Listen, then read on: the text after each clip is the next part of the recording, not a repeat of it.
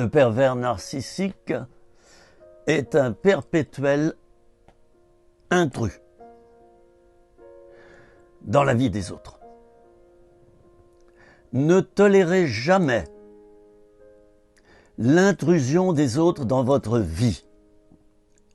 Vous avez vos jardins secrets, vous avez votre vie privée. Ne tolérez jamais l'intrusion. Qui dit intrusion, dit effraction. On ne te demande pas la permission. Ne tolérez jamais cela dans votre vie. Dans les sectes, il y a intrusion. À très haut degré. Ne tolérez jamais l'intrusion de personnes mal intentionnées qui vous posent des questions sous des apparences, n'est-ce pas, très humaines, sous des apparences de douceur, de bonté, de compassion, d'humanisme. Eh oui, le pervers narcissique vient à toi comme un sauveteur. Il va devenir un intrus dans ta vie, il va pénétrer par les issues de secours et tu n'y verras que du feu. Ne tolérez jamais ces intrusions. Et là, en tant que pasteur, et je vous le dis avec bonté envers ces personnes, ne tolérez jamais qu'un pasteur, je suis pasteur moi-même, ne tolérez jamais l'intrusion d'un pasteur dans votre vie personnelle. Il veut connaître votre salaire, il veut savoir si vous versez 10% à l'église, il veut connaître votre vie sexuelle, votre vie de couple, il observe et contrôle et vérifie que tu viennes bien aux réunions, que tu aies une vie de prière, que ceci, que cela, et ne va pas dans telle association chrétienne parce qu'ils sont dangereux, et ne va pas dans telle église parce que ce sont des concurrents, cette fédération chrétienne, je te l'interdis, ne va pas dans la convention biblique là-bas. Certains pasteurs font même des annonces pour avertir. N'allez pas dans cet endroit.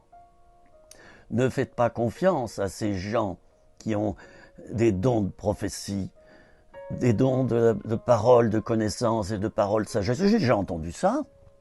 Et moi-même, j'ai été empêché d'animer un séminaire simplement parce que dans les propos que j'avais, je montrais que je croyais à cela, que je croyais que Dieu peut nous révéler des choses, que je croyais que Dieu peut nous donner des dons spirituels.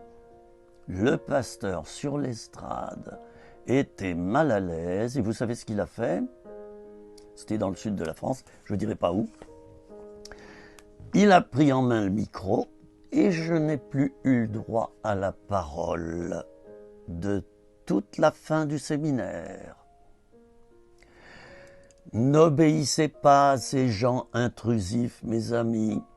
Si un pasteur vient à toi et tu t'aperçois qu'il abuse spirituellement de toi, il est un intrus dans ta vie spirituelle, il te contrôle, tu n'es plus libre, tu es obligé d'obéir à monsieur le pasteur, tu es obligé d'obéir à monsieur le pasteur petit pape, je le dis avec humour, niet.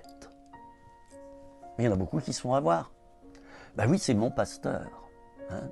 C'est mon pasteur ceci, mon pasteur cela, culte de la personnalité. Certaines églises en sont atteintes. C'est facile. Tu rentres dans l'église, tu poses des questions, voilà, demande au pasteur. Et tu soumets un problème. Demande au pasteur. Ça passe tout par le pasteur. C'est pourquoi je préconise que le pasteur soit entouré d'une équipe pastorale et qu'il délègue un maximum au niveau de ses responsabilités. Halte au système pyramidal, vous savez. Non, c'est terminé cette époque où le pasteur fait tout, où le pasteur gère tout, il contrôle tout. Non, place à des équipes pluralistes, plurielles. Ça va protéger du système intrusif et ça va faire barrage à la perversion narcissique, Attention les amis, dans nos églises chrétiennes, nous sommes victimes de cela. Ne vous voilez pas les yeux, la face. Ne rentrez pas dans le déni. Parce que si vous rentrez dans le déni, vous êtes donc la proie facile des pervers narcissiques qui eux-mêmes sont les grands maîtres du déni. Vous tomberez sous leur coupe. À bientôt.